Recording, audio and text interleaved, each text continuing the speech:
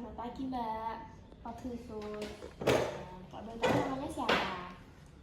Rika Septriani. Baik Mbak Rika. Mbak Rika suka dipanggil siapa nih? Rika aja. Baik Mbak Rika ya. Sebelumnya perkenalkan saya perawat Tifa yang menjaga pada pagi hari ini. Jadi pagi hari ini mau ya Mbak Rika ngobrol-ngobrol sama saya seputar masalah yang dialami Mbak Rika. Jadi nanti mungkin saya bisa membantu masalah yang dialami Mbak Rika ini untuk mengatasinya. Mau ya Mbak? Untuk waktunya mungkin sekitar 10-15 menit. Boleh. Nah, untuk tempatnya di sini saja ya Mbak.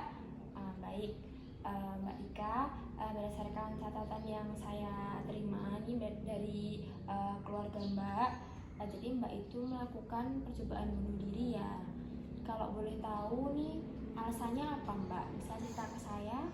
Saya itu belum dapat kerjaan Sus sampai sekarang. Terus saya itu udah nyari-nyari pekerjaan di mana aja, kayak saya udah daftar ke sini ke situ tapi masih belum lolos. Terus saya itu dihujat sama tetangga-tetangga saya dikatain pengangguran ini itu begitu Sus. Jadi ya udah, saya merasa diri saya tertekan, saya merasa saya nggak ada gunanya.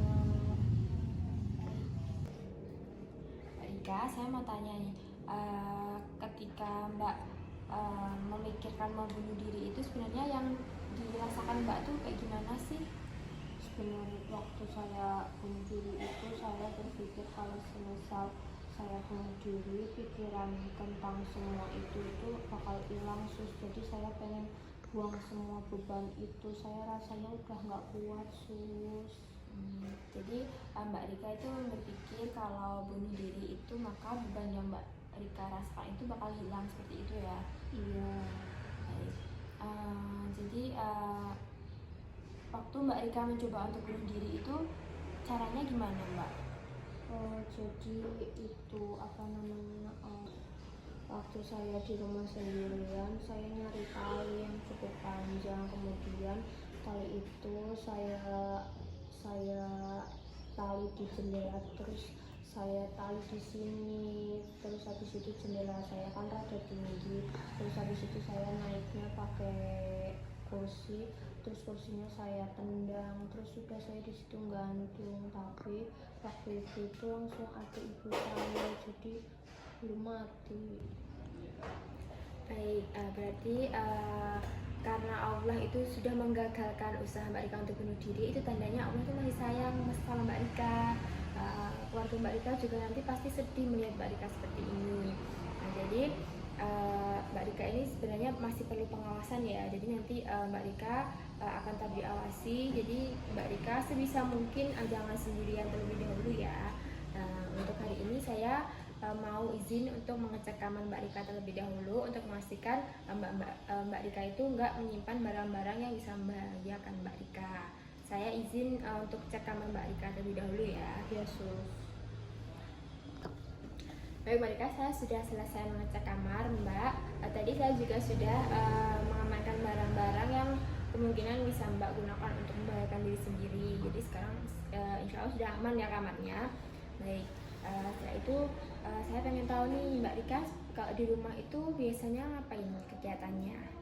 Biasanya di rumah itu saya mencuci, menyapu, membantu orang tua. Terus biasanya saya juga sering nyari info buat kerjaan itu Sus. Jadi saya sering daftar. Terus biasanya saya juga jaga warung ibu, soalnya ibu di rumah ada warung. Terus kalau enggak biasanya saya berkebun di belakang. Saya ada banyak pohon, ada banyak tanaman, kayak semisal kayak ada cabai, saya di sini nanam cabai, terus saya panen cabai terus.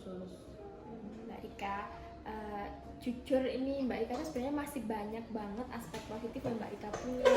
Jadi Mbak itu nggak boleh sampai merendahkan diri sendiri, kecewa sama diri sendiri, merasa nggak mampu. Itu benar-benar pikiran yang harus Mbak Rika hindari.